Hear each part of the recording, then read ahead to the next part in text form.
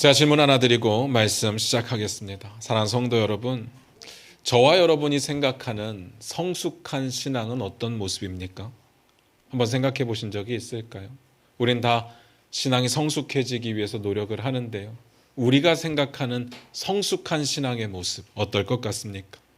제가 만난 사람들의 이야기입니다. 사람들이 신앙이 성숙하다는 것을 어떻게 표현하는가 봤더니요, 보통은 이런 말로 표현을 하더라고요. 영적이다 혹은 신령하다라는 말을 사용합니다. 그들의 입장에서 한번 생각을 해봤어요. 뭐가 영적이고 뭐가 신령할까요? 예를 들어서 이런 사람들은요, 방언 정도는 기본으로 하더라고요. 또 그리고 말하거나 행동할 때 항상 뭔가를 보는 것처럼 말을 합니다. 그리고 하나님과 개인적으로, 직접적으로, 즉각적으로 대화가 가능한 것처럼 말하죠. 그리고 그 이야기를 꼭 해줍니다. 하나님께서 지금 이렇게 말씀하십니다. 들어보면 너무 뻔한 이야기이긴 합니다. 너무 당연한 이야기이긴 해요. 어떤 내용들이냐면 하나님이 당신을 사랑하신답니다. 하나님이 당신이 기도하기를 원하십니다. 누가 해도 할 수 있는 이야기죠. 그런데 어쨌든 또 기도하면 치유의 역사도 일어나기도 합니다. 이 정도는 돼야 영적이다라고 이야기를 하고 신령하다고 말할 수 있겠죠. 이런 사람들은 어떻게 그렇게 영적인 사람들이 되었을까? 그 사람들의 삶의 모습을 쭉 지켜보니까 그들의 삶의 모습은 굉장히 단순합니다. 금식하고 기도하고 그리고 성경 보고, 또 금식하고 기도하고 성경 보고, 직장생활, 가정생활을 열심히 해야 되는 우리들은 이런 삶을 살아가기는 좀 힘들죠. 그래서 우리는 신령하거나 영적인 사람이 되기는 힘든 것 같습니다. 우리가 아무리 열심히 신앙생활을 해도 이들의 경지에 오르기는 어렵다는 거죠. 이들의 경지에 오르려면 적어도 다 내려놓고 금식하고 기도하고 성경 봐야 됩니다. 그래도 될까 말까 하죠. 그러면서 이 이야기를 통틀어서 보통 영성이라고 표현을 하는데, 이 영성이라는 단어만큼 오해되고 있는 말도 없지 않나 싶습니다. 앞에 말씀드렸던 영적이고 신령한 사람들을 보면서 영성이 있다고 이야기를 하는데, 저는 궁금합니다. 우리가 흔히 말하는 이 영성이라는 말이 정말 그런 뜻일까? 여러분들은 한번 고민해 보셨습니까? 정말 영적인 게 뭐고 정말 영성 있는 사람들은 어떻게 살까? 오늘 본문 말씀 같이 보면서 그 이야기를 좀 나눠보도록 하겠습니다. 마태복음 22장 34절입니다.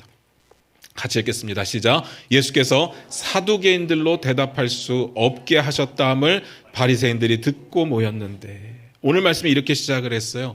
예수님께서 사두개인들로 대답할 수 없게 하셨다함을 바리새인들이 들었어요. 그리고 모였습니다. 이거 지난주 이야기와 연결이 되고 있습니다. 지난주에는 누구 이야기를 봤었습니까? 사두개인들의 이야기를 봤었어요. 드릴 말씀은 많지만 제가 마태의 관점에서만 말씀을 드리겠습니다 라고 말씀을 드렸어요. 마태의 관점이 뭐였습니까? 사두개인은 부활이 없다 믿는 사두개인이었어요. 사두개인들은요, 부활을 믿지 않았습니다. 이유는 간단해요. 그들은 모세오경만이 성경이라고 생각을 했기 때문에 그 모세오경에는 부활에 대한 이야기가 거의 안 나옵니다. 그리고 이런 말씀도 들었습니다. 그들은 부활이 있다고 믿는 사람들과 오랫동안 논쟁을 해왔습니다. 기억나시죠? 그렇다면 궁금합니다. 사두개인들과 오랫동안 부활 논쟁을 펼쳤던, 부활이 있다고 믿는 사람들은 도대체 누굴까요? 도대체 누구하고 논쟁을 펼쳤을까? 궁금하지 않습니까? 누군가 하면요, 바리새인들입니다. 그러니까 바리새인들과 사두개인들은요, 일종의 라이벌이에요. 지금 같은 편인 것처럼 모여 있지만 이들은요, 절대 하나 될 수 없는 라이벌 관계였습니다. 그러니까 지금 상황이 어떤 양상인지 느껴지십니까? 가장 먼저 바리새인들이 나서서 예수님을 넘어뜨리려고 했는데 실패했습니다. 자신의 제자들을 보내서 이런 질문을 했어요. 가이사에게 세금을 내는 게 옳습니까? 옳지 않습니까? 그들은 예수님을 넘어뜨리려고 이 질문을 했는데 예수님이 대답을 하시니까 아무 말 못합니다. 실패했어요. 그들이 실패하니까 그 다음에 누가 나섰습니까? 사두개인들이요. 그들이 왜 나섰는지 아시겠죠? 라이벌이니까요. 지금이 기회입니다. 바리새인들이 실패를 했잖아요. 그들이 가서 질문합니다. 7명의 아들과 차례대로 결혼한 사람이 있다면 나중에 부활 후에 누구의 아내가 되겠습니까? 이건요, 제가 뭐라고 말씀드렸는가 하면 부활을 모르는 이야기라고 했어요. 천국에 대해서도 모르고 부활에 대해서도 모르는 이야기입니다. 예수님께서 대답을 하시죠. 사두개인들이 그 이야기에 아무 말을 못했다는 이야기가 오늘 본문에 기록되어 있습니다. 사두개인들도 실패. 사두개인들이 실패하니까요, 바리새인 입장에서 말씀을 드릴게요. 다행입니다. 사두개인들이 예수님을 이겼으면 어쩔 뻔했습니까? 라이벌인데요. 그렇지 않습니까? 그런데 그 마음속에 이중적인 마음이 드는 게 뭔가 하면 또 예수님이 이긴 것도 보기가 싫습니다. 그래서 나설 수밖에 없는 겁니다. 자기들이 해결하는 게 베스트입니다. 라이벌이거든요. 그러니까 바리새인들이 실패하면 사두개인들이 나서고, 사두개인들이 실패하면 바리새인들이 나서는 정말 끊임없는 반복의 모습을 보여주고 있습니다. 그런 상황이에요. 그 다음도 볼게요. 마태복음 22장 35절 36절입니다. 같이 읽겠습니다. 시작. 그 중에 한 율법사가 예수를 시험하여 묻되 선생님, 율법 중에서 어느 계명이 크니까? 그 중에 바리새인들 중에 한 율법사가 예수님을 시험해서 물었습니다. 율법사라는 말은요, 마태복음에서 오늘 처음 등장을 했습니다. 율법사가 누군가 하면요, 우리가 보통 들어서 알고 있는 서기관들을 뜻하는 말입니다. 근데 서기관이라는 말이 통용되고 있음에도 불구하고 굳이 율법사라는 말을 쓴 이유가 있겠죠. 이 말의 어감에서 느껴지는 의미가 뭐겠습니까? 이들은 율법에 정통했다는 겁니다. 그러니까 서기관들의 많은 특성들이 있겠지만 오늘 마태가 강조하고 싶은 것은 율법에 정통한 율법사가 예수님을 찾아와서 질문을 했다는 겁니다.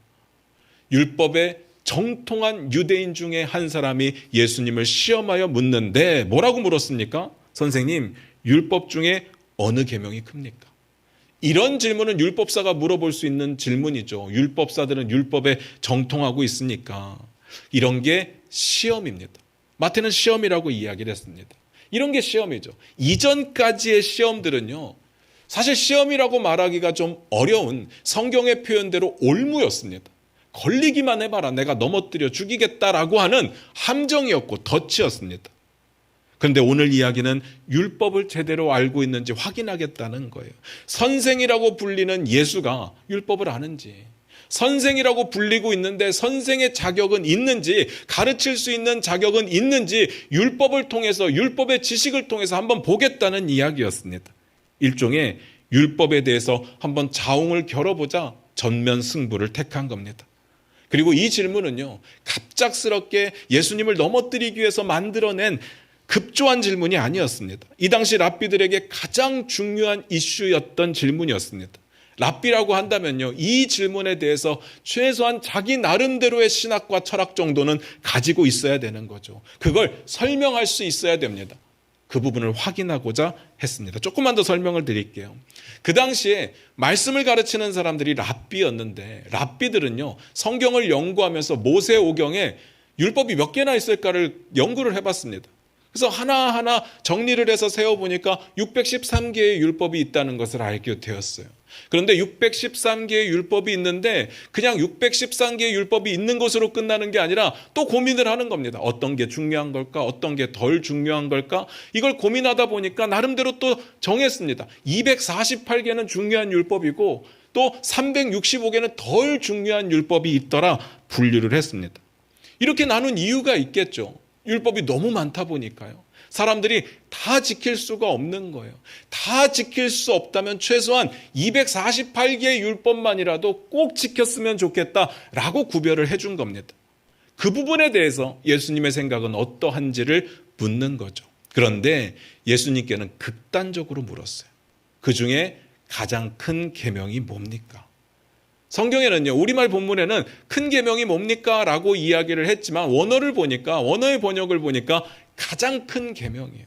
그리고 예수님의 대답도 보니까 크고 첫째 되는 계명이라고 대답을 한 것으로 봐서 가장 큰 걸 물었습니다. 그러니까 한마디로 말씀드리면 248개의 중요한 율법 중에서 그 중에서도 가장 큰, 가장 중요한 율법 한 개를 선택해라라는 이야기죠. 곰곰이 생각을 해봤습니다. 왜 이런 질문을 할까요?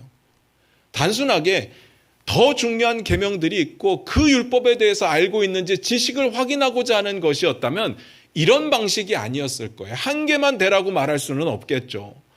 저 같으면 이렇게 물었을 것 같아요. 10개만 이야기해봐.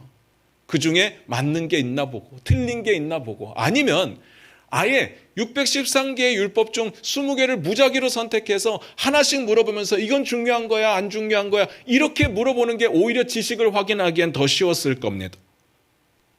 그런데 그렇게 묻지 않죠. 가장 중요한 계명이 뭡니까? 라고 묻습니다.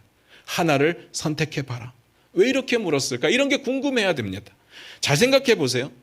만약에 율법에 가장 큰 계명이 있다면 상대적으로 가장 작은 계명도 있을 수밖에 없는 겁니다. 그렇다면 우리는 고민을 해봐야 되는 거예요. 어떤 게 가장 큰 율법이 되고 어떤 게 가장 작은 율법이 되는지 그 기준은 어디에 있는지를 고민해 봐야 됩니다. 그것도 그냥 나름의 생각이나 나름의 판단이 아니라 성경적인 기준이 있어야 되는 거예요. 그걸 물은 겁니다. 예수님이 어떤 기준을 가지고 있는지, 어떤 기준을 가지고 그렇게 등급을 나눴는지를 보고자 했던 거예요. 이건요, 그들 입장에서 봐도 정답이 있는 문제는 아니었어요. 자기들도 더 중요한 율법, 덜 중요한 율법을 나누는데 자기들도 이 논쟁이 끊이지가 않는 중입니다. 그런데 가장 큰 계명에서부터 가장 작은 계명까지 순위를 매긴다. 이건 굉장히 어려운 이야기였어요. 그래서 논쟁이 계속되고 있었습니다. 제가 지난주에 말씀드렸는데 논쟁이 계속되고 있다는 이야기는 무슨 뜻이라고요? 아직까지 이긴 사람들도 없고 진 사람들도 없다는 뜻이라고 했습니다. 그러니까 그들의 질문은요, 정답을 원하는 것이 아니라 예수님의 논리나 성경적인 근거를 제대로 될 수 있는지 성경 교사로서 랍비로서의 자질을 묻고 있는 질문이었습니다. 다만 뭔 대답을 하시던 그들은 이 논쟁을 오랫동안 펼쳐왔기 때문에 뭔 대답을 하시던 반대할 준비는 되어 있었습니다. 어떤 대답을 해도 반대 이야기를 할 수 있는 준비가 되어 있었다고요. 그래서 시험입니다. 그런데요, 예수님께서 이렇게 대답을 하셨습니다. 우리 22장 37절 38절을 봅니다. 같이 읽겠습니다. 시작. 예수께서 이르시되 내 마음을 다하고 목숨을 다하고 뜻을 다하여 주 너의 하나님을 사랑하라 하셨으니 이것이 크고 첫째 되는 계명이요. 마음을 다하고 목숨을 다하고 뜻을 다하여서 주 너의 하나님을 사랑하라. 이것이 크고 첫째 되는 계명이다. 아멘이죠. 아멘입니다. 여기 누가 뭐라고 하겠습니까? 그런데 율법사들의 질문은요, 613개의 율법 중에 가장 큰 거 한 개를 이야기하라는 거였어요. 근데 예수님의 대답은요, 613개의 율법 중에 가장 큰 율법을 한 개 이야기한 것이 아니라 모든 율법을 관통하는 율법의 원리와 원칙을 이야기한 겁니다. 하나님을 사랑해야 된다. 그러니까 말할 말이 없는 거죠. 그 원리가 뭐라고요? 하나님을 사랑해야 된다. 여기에 누가 반박할 수 있겠습니까? 그리고 성경적인 근거도 너무 분명해요. 신명기 6장 5절에 나와 있습니다. 신명기 6장 5절의 내용인데 우리 좀 그 주변의 내용을 함께 읽어보도록 하겠습니다. 신명기 6장 4절부터 9절까지 함께 보겠습니다. 같이 읽겠습니다. 시작. 이스라엘아 들으라. 우리 하나님 여호와는 오직 유일한 여호와이시니 너는 마음을 다하고 뜻을 다하고 힘을 다하여 내 하나님 여호와를 사랑하라. 오늘 내가 내게 명하는 이 말씀을 너는 마음에 새기고 내 자녀에게 부지런히 가르치며 집에 앉았을 때에든지 길을 갈 때에서든지 누워있을 때에든지 일어날 때에든지 이 말씀을 강론할 것이며 너는 또 그것을 내 손목에 매어 기호를 삼으며 내 미간에 붙여 표로 삼고 또 내 집 문설주와 바깥문에 기록할지니라. 아멘. 오늘 방금 읽었던 6장 4절 같은 경우에 굉장히 중요합니다. 어떻게 시작했습니까? 이스라엘아 들으라. 이런 내용이 성경에 나오면 무조건 중요한 겁니다. 이걸 보통 쉐마라고 합니다. 쉐마는요, 너무 중요하기 때문에 이렇게 표현을 하는 거예요. 얼마나 이 구절이 중요한가 하면요, 이 구절에 대해서 어떻게 하라고 했습니까? 마음에 새기고 자녀들에게 가르치고 어디서나 언제나 강론하고 그것을 손목에 메고 미간에 붙이고 그리고 집 안팎에 기록하라 라고 이야기를 합니다. 얼마나 중요한지 느낌 오시죠? 그래서 유대인들은요, 매일 이 구절을 읽었습니다. 매일 이 구절을 기록했습니다. 그러니까 예수님의 대답은요, 어느 누구도 반박할 수가 없어요. 맞습니다. 무조건 아멘입니다. 누가 들어도 맞는 이야기죠. 율법의 원리이기 때문에, 다시 말해서 613개의 율법 중에 하나를 선택한 게 아니기 때문에 어느 누구도 반박할 수가 없었습니다. 성경적인 근거, 성경적인 논리 완벽했습니다. 그러면 끝이죠. 근데 예수님의 대답이요, 여기서 그치지 않고 그 다음이 또 있었습니다. 마태복음 22장 39절입니다. 같이 읽겠습니다. 시작. 둘째도 그와 같으니 내 이웃을 내 자신같이 사랑하라 하셨으니. 예수님께서 이렇게 말씀하셨어요. 둘째도.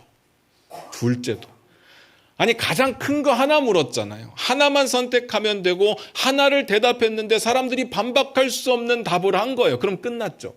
이미 답은 끝났습니다. 그런데 예수님은 둘째도 이렇게 이야기를 합니다. 왜 굳이 끝났는데 그들과 논쟁을 또 하려고 하실까 궁금하지 않습니까? 그게 하나님의 법이니까요. 하나님의 법은 거기서 안 끝나니까요. 어쩔 수가 없는 거죠.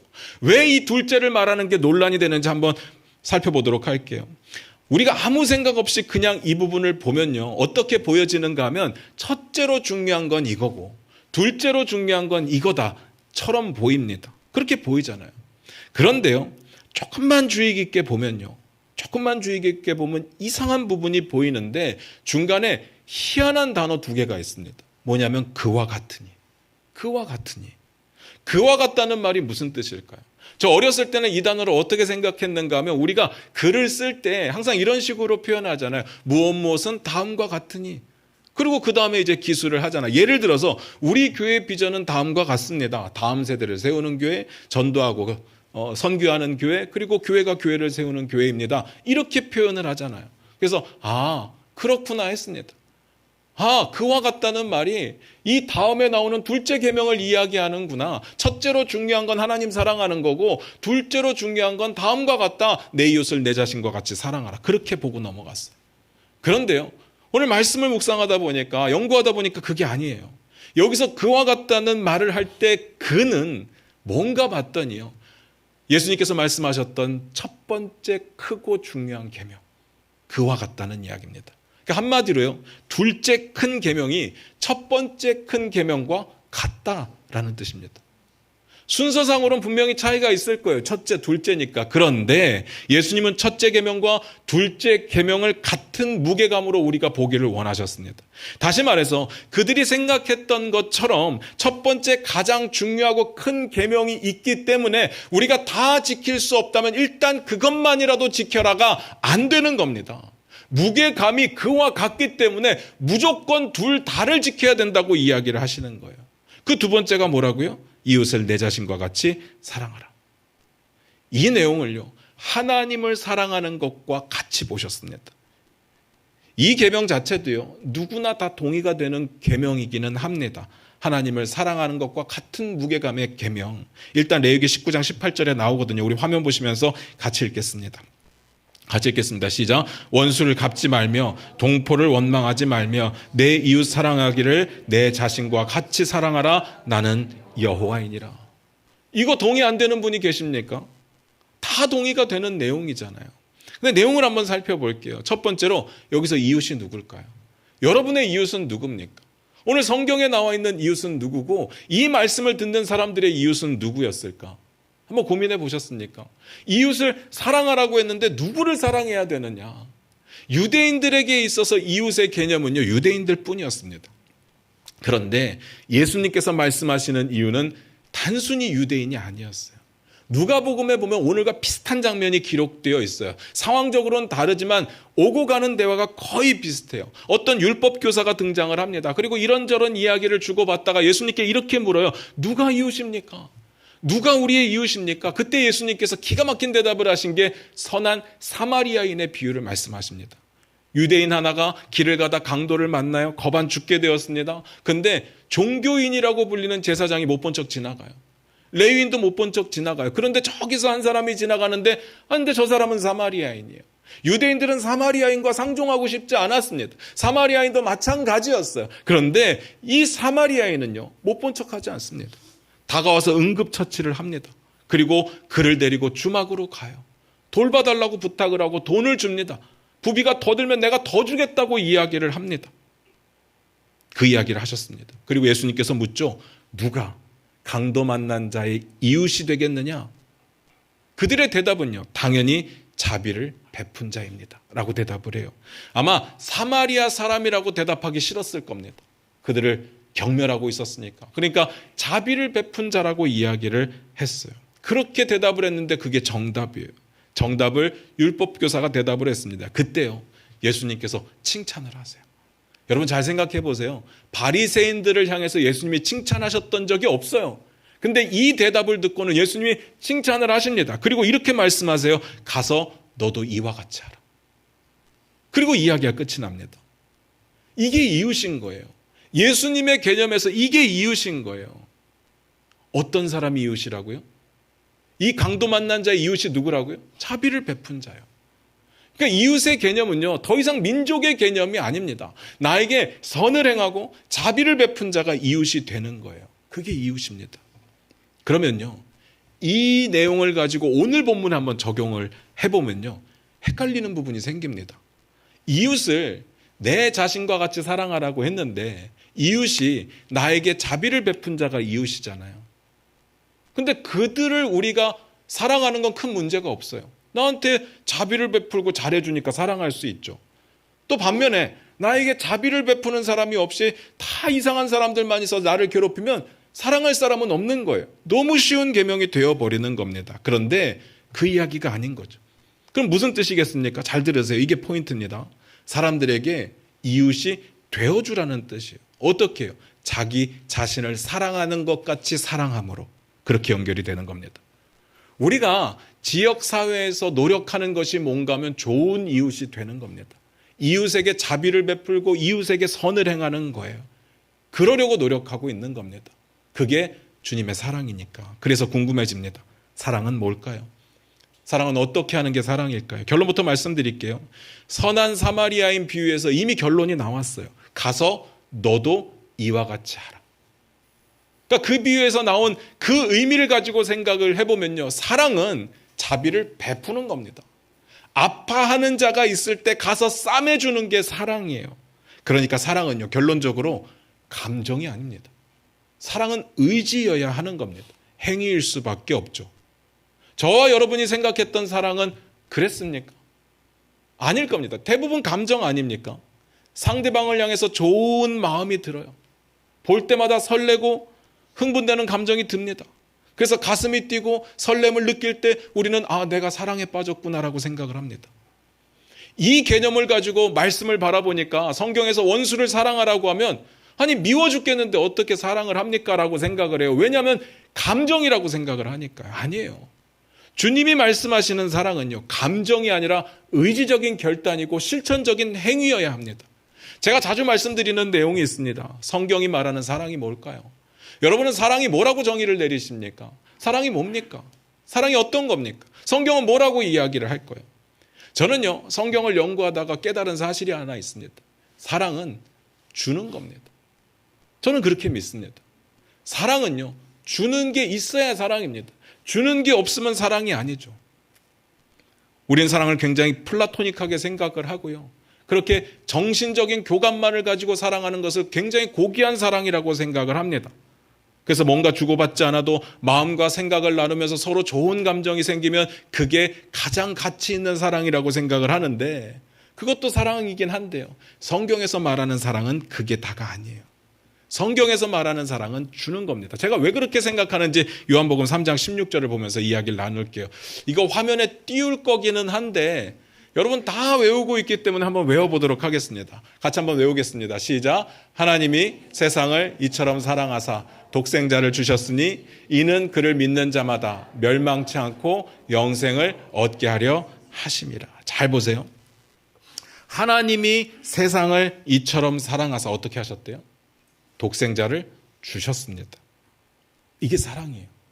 성경이 이렇게 말하지 않았어요. 하나님이 세상을 사랑하사 세상을 볼 때마다 가슴이 설렜다. 가슴이 뛰었다. 이렇게 말하지 않잖아요. 하나밖에 없는 독생자를 주셨기 때문에 하나님의 사랑인 거예요. 오늘 예수님이 말씀하시는 사랑은 그 사랑입니다. 하나님을 사랑하라. 하나님을 위해서 무엇이 되었건 드릴 수 있는 마음의 자세와 행위가 있어야 되는 거죠. 이웃을 사랑하라. 이웃을 향해서 무엇이 되었건 나누어 줄 수 있는 마음과 자세가 있어야 됩니다. 그래야 사랑이에요. 그게 하나님이 우리에게 보여주신 사랑이고 우리를 향해서 가서 너도 이와 같이 하라고 명령하셨던 그 사랑인 겁니다. 우리가 사랑한다고 말하면서 아무것도 줄 수 없다면 그건 사랑 아니에요. 말만입니다. 자식을 향한 부모의 사랑은 하나님의 사랑에 가장 닮은 사랑이라고 보는 이유가 거기에 있습니다. 자식을 키워보신 분은 아시잖아요. 자식에게 다 줄 수밖에 없습니다. 자식을 바라보면서, 아기를 바라보면서 기쁜 마음과 행복한 마음만 가지고는 사랑이 아니에요. 그렇게는 아기를 키울 수가 없습니다. 아기가 한밤중에 울 때에 자다가 정말 피곤함에도 불구하고 일어나서 분유를 타줘야 그게 사랑인 거예요. 애가 아파서 막 열이 펄펄 끓어오를 때 애를 들쳐업고 병원에 달려가야 사랑인 거예요. 그 아이를 바라보면서 야, 어떡하냐? 안타깝다. 내 자식이지만 너무 불쌍하다. 이건 사랑이 아닌 겁니다. 무슨 말인지 아시겠습니까? 자식들의 교육을 위해서 돈이 없지만 내가 최선을 다해서 쏟아붓고 있는 게 사랑인 거지, 어쩔 수 없다는 이야기를 하는 건 사랑은 아닌 거죠. 무슨 말인지 아시겠습니까? 그냥 보면 좋고 가슴 뛰고 봐서 행복하다. 이런 마음으로는 자식 절대로 못 키웁니다. 안 그렇습니까? 왜 남녀 간에 만나서 막 불꽃이 튀고 서로 좋아 죽겠다고 결혼을 결심하잖아요. 제가 주례를 거의 한 100번 했잖아요. 정말 다 좋아 죽으면서 결혼을 합니다. 그런데 결혼해서 얼마 안 지나면요, 못 살겠다 그래요. 쟤 때문에 죽겠다고 그래요. 왜 그러는 겁니까? 왜 그러는 거예요? 그저 설레는 마음이, 뛰는 가슴이 사랑이라고 생각했기 때문이에요. 그 감정이 식어버리면요, 내 사랑도 식었다고 착각하게 되는 겁니다. 내 마음이 더 이상 그를 사랑하지 않는다고 착각하게 됩니다. 이런 감정은요, 길면 6개월 안 갈 건요, 1년 안 갈 겁니다. 그 이유는요, 삶입니다. 사랑하는 삶을 사는 겁니다.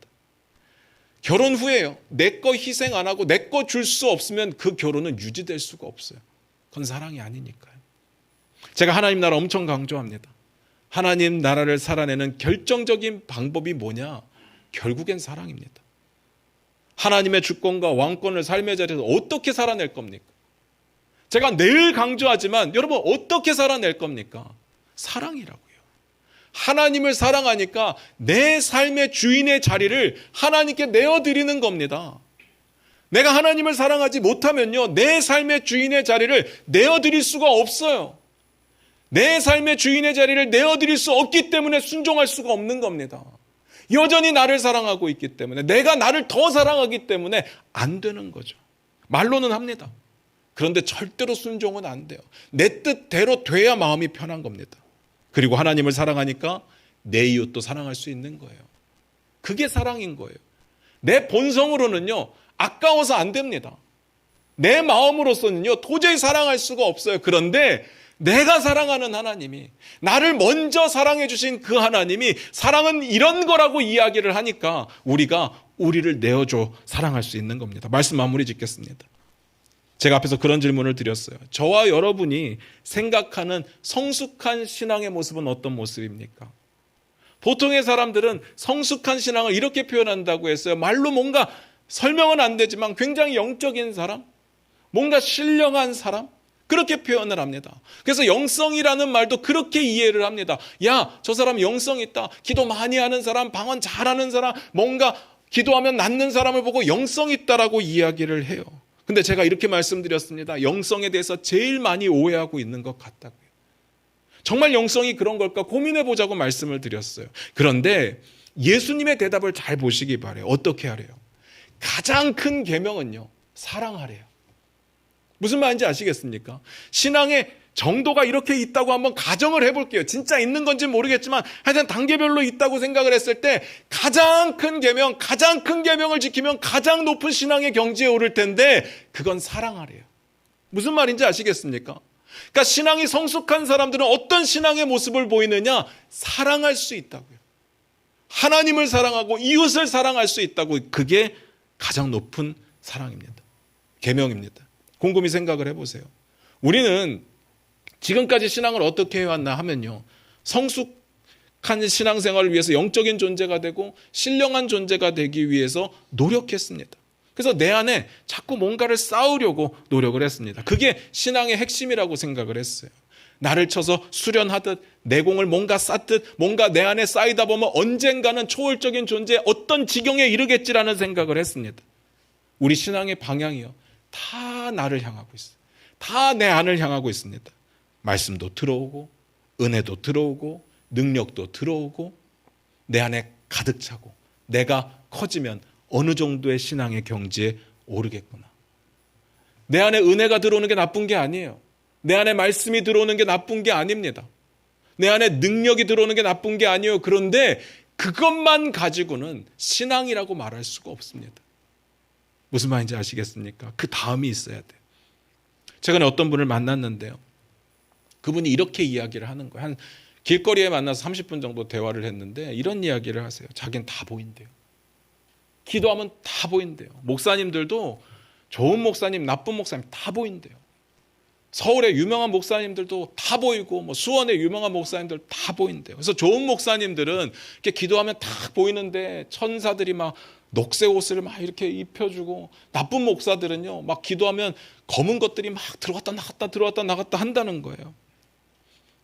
어떻게 그게 다 보일까요? 저는 하나도 안 보이는데. 그래서 묻고 싶었어요. 저는 어떤가요? 묻고 싶었는데 괜히 물었는데 시커먼 게 왔다 갔다 한다 그러면 안 되니까 묻지는 못했는데, 그분의 이야기를 들으면서 저분이 어떻게 저렇게 많은 걸 볼 수 있을까를 이야기를 들으면서 고민을 해봤더니 기도를 엄청 한다는 거예요. 그리고 말씀은요 모르는 게 없다고 이야기를 해요. 다 말씀으로 이야기를 하시는 거예요. 한편으로는 부럽기도 하면서 한편으로는 궁금한 거예요. 이분의 영성이 진짜일까? 제가 감히 어떻게 판단하겠습니까? 이건 하나님이 하실 일이죠. 그런데 제가 오늘 말씀의 기준으로 한번 생각을 해봤어요. 가장 큰 계명이 사랑이래요. 하나님을 사랑하고 이웃을 사랑하래요. 근데 30분 동안 대화를 나누는데 그 안에 사랑의 모습은 전혀 없어요. 다 나쁜 놈이고, 다 악한 놈이고, 다 귀신 들린 놈이고, 나는 부족한데 나는 기도 많이 해서 괜찮은 놈이고, 그걸 다 분별할 수 있는 사람이고, 그 안에 사랑은 없더라고요. 한번 생각해 보세요. 내 안에 뭔가를 채우는 것으로 만족이 있었던 적이 있을까요? 물질을 계속 모으면요 어느 순간 됐다, 이제 돈 필요 없다 할까요? 제가 가만 보니까요 있는 분들이 더 많이 가지려고 해요. 채워짐이 없다고요. 신앙을 이런 식으로 접근하잖아요. 내 안에 가득 채워서 뭔가를 이루고자 하잖아요. 채워지는 게 없다고요. 밖으로 흘려보내는 게 없는데, 하나님의 은혜를 나누는 게 없는데, 복의 통로가 되라고 했는데 복을 나누지 않는데 내 안에만 가득 쌓는다고 해서 채워짐이 없다고요. 우리의 욕심의 크기는요 한도 끝도 없거든요. 남는 건요 교만밖에 없습니다. 잘 생각하셔야 됩니다. 영성은요 우리가 어느 단계에 이르러서 초월적인 존재가 되는 게 영성이 아닙니다. 우리 주님의 명령대로 한다면 하나님을 사랑하고 이웃을 사랑하는 그 삶 자체가 영성인 거예요. 사랑하는 성도 여러분, 감히 묻겠습니다. 여러분의 신앙은 지금 어디까지 올라와 있습니까? 다시 물을게요. 여러분의 신앙의 방향은 어디를 향하고 있습니까? 혹시 여전히 신앙도 세상 스펙처럼 쌓기만 하고 있습니까? 여러분의 신앙의 방향은 혹시 나를 향하고 있습니까? 아니면 다른 사람을 향하고 있습니까? 하나님의 그 명령을 따르면 어떤 방향이어야 될까요? 하나님을 사랑하는 것도 내가 아니잖아요. 우리의 몸의 바깥으로 향하고 있는 거고요. 다른 사람을, 이웃을 사랑하는 것도 내가 아니잖아요. 바깥으로 향하는 겁니다. 그러면요, 가장 큰 계명이 그거라면, 신앙의 경지가 있다고 한다면 우리의 신앙은 밖을 향하고 있어야 되는 거죠. 하나님을 사랑하고 이웃을 사랑하고. 근데 사랑이 뭐라고요? 주는 거라고요. 주는 거라고요. 말로만 사랑한다는 진짜 사랑이 아닙니다. 우리의 시간, 우리의 에너지, 우리의 관심, 우리의 물질을 드리는 것. 하나님께 드리고 이웃에게 나눠주고. 10절 읽고 마치겠습니다. 40절 읽고 마치겠습니다. 마태복음 22장 40절입니다. 같이 읽겠습니다. 시작. 이 두 계명이 온 율법과 선지자의 강령이니라. 강령이라는 말이 뭔 말인지 되게 궁금했어요. 그냥 느낌으로는 강한 명령처럼 보여요. 근데 원어를 찾아보니까 달려있다라는 뜻이래요. 그러니까 율법과 선지자가 이 두 계명에 달려있대요. 율법과 선지자가 이 두 계명, 하나님을 사랑하라, 이웃을 사랑하라에 달려있대요. 결국은요, 모든 것은 사랑입니다. 사랑이 결국 하나님의 복음의 중심이었고 율법의 중심이었습니다. 그래서 묻고 싶습니다. 여러분들의 신앙은요, 사랑하는 신앙입니까? 마음과 뜻과 정성을 다해서 하나님을 사랑하고 계십니까? 내 이웃을 향해서 내 자신과 같이 사랑하고 계십니까? 바꿔 말씀드려서 내 이웃에게 자비를 베푸는 좋은 이웃이 되고 있습니까? 기도하겠습니다.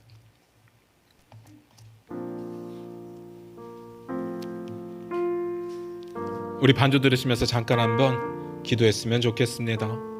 우리의 삶을 한번 뒤돌아봤으면 좋겠어요. 여기에 보면 신앙의 연조가 다양할 겁니다. 어떤 분들은 뭐 짧게 1년, 5년, 10년, 20년, 30년, 50년 이렇게 되신 분들이 계실 거예요. 우리의 신앙의 연조 중에 신앙의 훈련들을 받으셨을 텐데, 그리고 내가 신앙생활이라고 하는 것을 살아왔을 텐데, 우리의 신앙생활은 어떤 방향이었습니까? 내 안에 뭔가를 쌓는 것이었습니까? 하나님께 받은 그 은혜와 사랑을 나누는 것이었습니까? 하나님은 사랑이시잖아요. 하나밖에 없는 독생자 예수 그리스도를 우리를 위해 내어주셨으며 그것으로 내가 너희를 사랑한다고 분명히 확인시켜 주셨습니다. 그 사랑을 주셨기 때문에 우리에게도 서로 사랑하라고 명령을 주시죠. 내 이웃을 내 자신과 같이 사랑하라고 말씀하십니다. 하나님을 사랑하는 사람들은 그와 같이 우리 이웃도 사랑할 수 있는 사람이어야 된다고 이야기를 합니다. 어떻습니까? 우리의 사랑의 방향이 내 안을 향하고 있습니까? 내 밖을 향하고 있습니까? 한번 고민해 보셔야 되지 않겠습니까? 정말 열심히 신앙생활 했는데, 정말 많은 것들을 했는데 그게 다 나쁘다는 것이 아니라, 무의미하다는 것이 아니라, 그렇기 때문에 그 쌓인 것들을 바깥으로 보내야 되지 않겠습니까? 아브라함에게 약속하셨던 그 복이 어떤 복이었습니까? 너를 복으로 삼겠다, 너를 축복하는 자에게 내가 복을 내리겠다 말씀하시지 않았습니까? 우리의 복이 내 안에 머물러 있는 것이 아니라 흘러나가야 되는 겁니다. 우리가 하나님께 받은 그 사랑을 이웃에게 보여줘야 되는 겁니다. 그럴 때 우리의 사랑이 하나님이 말씀하셨던 율법 중에 가장 큰 계명이 되는 건 아니겠습니까? 그렇게 사셨습니까?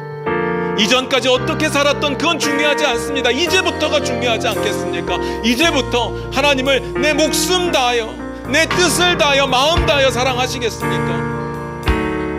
그리고 이웃을요, 내 자신같이 사랑하시겠습니까? 그러셔야 됩니다. 신앙의 경지가 있다면 그걸 해야 되는 겁니다. 영성이 있는 사람들은 사랑할 줄 아는 사람들입니다. 뭐 이상한 거 못 봐도 됩니다. 방언 못 해도 돼요.